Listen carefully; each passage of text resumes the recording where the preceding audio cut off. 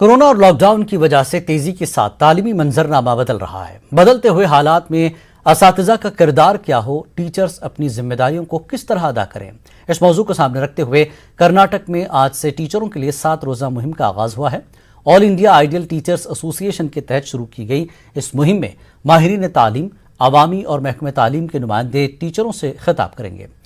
Eta تنظیم کے بنگلورو صدر ڈاکٹر ثناء اللہ شریف نے کہا کہ مہم کے ذریعے مختلف عنوانات پر ویبینار منعقد کیے جائیں گے، ٹیچروں کی مدد اور رہنمائی کے لیے اقدامات کیے جائیں گے۔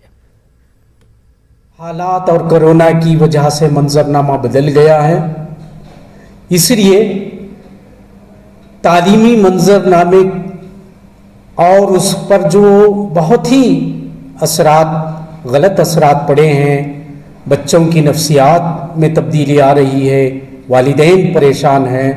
لہٰذا ان تمام چیزوں کو محسوس کرتے ہوئے آئیٹا نے ایک مہم معلم معمار جہاں تو ہے، لہٰذا استاد اپنی جگہ بہت اہم رول ادا کرتا ہے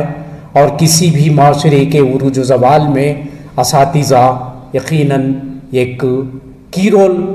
رکھتے ہیں اور ملت کے روشن مستقبل کو بنانے، سنوارنے اور آگے بڑھانے میں ان کی